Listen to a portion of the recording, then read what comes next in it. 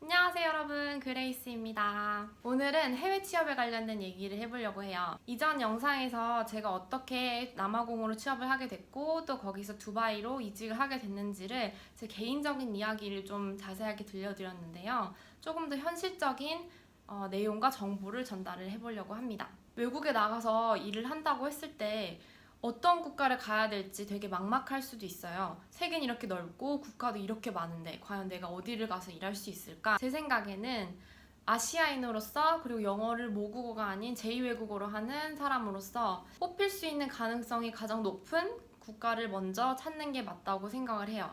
예를 들어서 미국 같은 나라는 당연히 어렵겠죠. 왜냐면 거기는 비자 추첨제고 혹시나 한국에서 일하다가 주재원으로 가지 않는 이상, 어떤 곳에서 비자를 서포트해주지 않는 이상 정말 가기가 어렵다고 생각하면 돼요.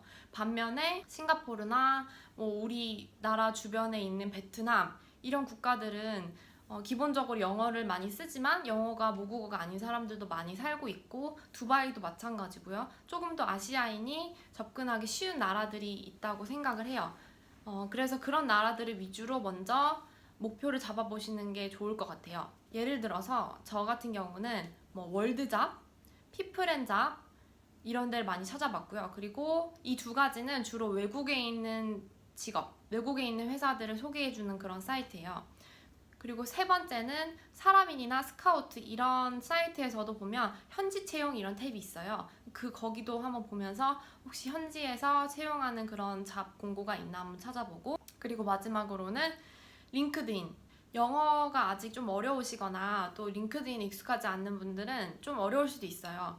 그래도 계속해서 보라고 권해드리고 싶습니다. 거기에 이력서 올리고 자기 프로필 만들고, 왜냐하면 세계에 정말 많은 회사들이 링크드인을 통해서 사람을 뽑고 있어요. 그래서 우리나라는 링크드인을 많이 안 쓰죠. 왜냐면 사람인이나 다른 좋은 플랫폼들이 많이 있으니까. 영어를 쓰는 회사들 같은 경우는 링크드인 정말 많이 쓰고 있어요. 네, 그래서 제가 이렇게 말씀드린 그 플랫폼들을 보면 굉장히 다양한 직종과 나라의 잡들이 막 올라와 있을 거예요. 거기서 추려보시는 거예요. 이런 거는 내가 할 수 있겠다. 사실 자기 전공에 따라서 자기가 정말 하고 싶은 거를 정말 가고 싶은 국가에서 하는 거는 현실적으로 되게 어려울 수도 있다고 생각해요. 그래서 처음으로 해외에 나가서 지금 취업을 하려고 준비를 하신다면 자기가 원하는 모든 조건에 맞는 곳을 가기가 되게 힘들지도 몰라요. 그래서 일단 쭉 잡 공고를 보시면서 이 정도는 내가 어느 정도 내 기준에 맞아서 갈 수 있겠다 하는 것들을 다 지원을 해보시는 게 좋은 것 같아요. 그렇지 않으면 서칭하는 시간만 길어지고 또 거기서 연락이 온다고 해서 바로 되는 것도 아니기 때문에 시간이 굉장히 늘어질 수 있을 것 같아요. 저 같은 경우도 제가 하던 일이랑 좀 다른 종류의 일을 하게 됐어요, 처음에.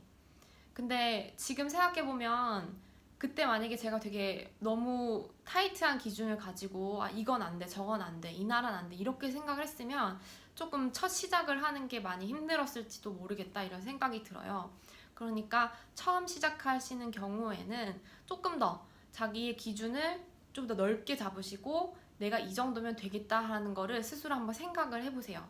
그렇다고 요새 해외 취업의 현실 막 이래가지고 약간 사기치고 그런 회사들 케이스가 많이 나오는데 그런 건 정말 조심하셔야 되지만, 정상적인 회사라면 조금 그런 면에서 생각을 해보시면 유연하게 많은 잡들을 지원해 볼 수 있겠다 이런 생각이 들고요. 처음 취업을 하실 때에는 한국 회사를 타겟으로 하시는 게 조금 더 확률이 높다고 생각해요. 그래서 세계 다른 여러 나라에 한국 회사가 비즈니스를 확장을 해서 그 나라에 가서 운영을 하는 거예요, 지사로. 그런 경우가 제일 쉽다고 할 수 있죠. 왜냐면 갑자기 한국에서 외국에 있는 그 나라의 회사, 현지 회사에 막 이력서를 보낸다고 그게 될 가능성이 되게 높지가 않죠, 사실. 왜냐면 그 사람들이 뭘 알고 이렇게 멀리 있는 애를 또 데려오면서 비자 서포트도 해줘야 되는데 그럴 이유가 사실 없잖아요. 그래서 가장 높은 가능성은 한국 회사, 외국에 있는 한국 회사를 먼저 찾아서 지원을 해보자. 그래서 만약에 그 첫 회사를 잘 입사하게 됐어요. 그때부터는 내가 외국에서 일했던 경험이 있기 때문에 그걸 바탕으로 현지에 있는 한국 회사가 아닌 회사를 노려볼 수 있어요, 그때부터는. 근데 처음에 아주 시작하자마자 바로 외국에 있는 외국 회사를 가는 건 좀 힘들 수가 있다. 뭐 워킹 홀리데이 이런 비자 서포트를 받는 거를 제외하면, 저 같은 경우도 남아공에서 두바이에 갈 때는 조금 수월했어요. 왜냐면 남아공에서 영어를 쓰는 국가니까 거기서 한 2년 정도 일을 했고 해외 경험이 있고 거기서 했던 일이랑 조금 비슷하고 반은 비슷하고 반은 다른 그런 업무를 해야 되는 회사 공고를 잘 찾아서, 그때 두 번째는 링크드인하고 헤드헌터를 통해서 좀 잡을 서칭을 많이 했고요. 그래서 결국에는 헤드헌터를 통해서 두 번째 잡을 구하게 됐어요, 두바이에서.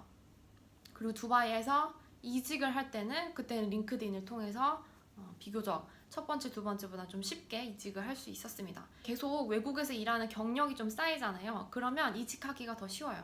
물론 비자가 조금 더 외국인한테 잘 주어지는 나라에 한해서, 예를 들어서 영국, 미국 이런 나라들은 힘들죠.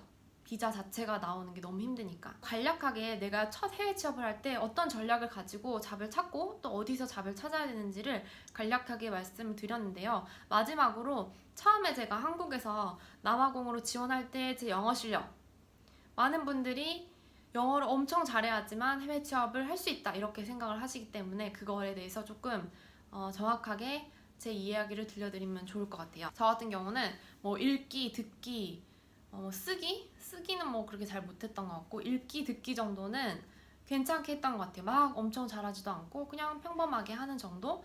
스피킹은 다른 모든 한국에서 영어 공부하신 분들처럼 영어로 말하려고 하면 엄청 떨리고 막 머릿속으로 먼저 문장을 생각한 다음에 말해야 되고 모르는 표현도 많고 그런 상태였는데, 처음에 면접을 볼 때 영어 자기소개를 준비해 갔거든요. 그래서 영어로 외워간 자기소개를 열심히 하고 거기서 물어보는 영어 질문도 그렇게 막 완벽하게 대답은 못했다고 생각을 해요. 그냥 어느 정도 의사소통이 될 정도로 그렇게 해서 합격을 했습니다.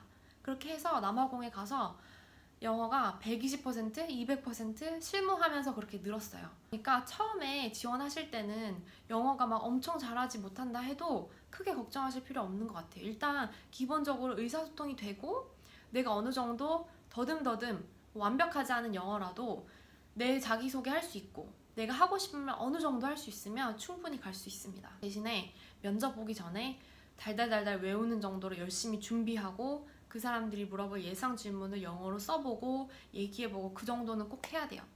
그리고 그 다음에 기회가 주어져서 갔을 때는 그때부터는 정말 엄청나게 폭발적으로 는다고 생각하시면 됩니다. 원치 않아도 아마 그렇게 될 거예요. 외국에서 살면 24시간 영어로 된 환경에서 살기 때문에. 해외 취업 영상 관련해서 많이 해주셨던 질문들 위주로 제가 이렇게 하나씩 Q&A 영상을 한번 찍어보려고 하는데요.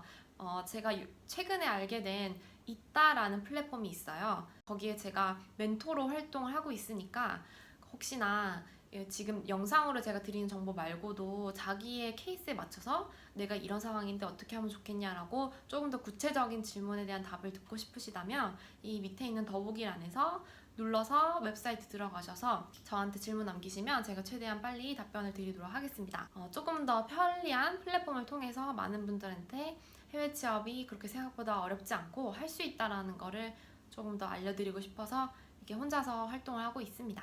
오늘은 여기까지고요. 또 다음번에 조금 더 실질적이고 현실적으로 도움이 되는 정보를 가지고 돌아오겠습니다. 오늘도 봐주셔서 정말 감사합니다. 안녕.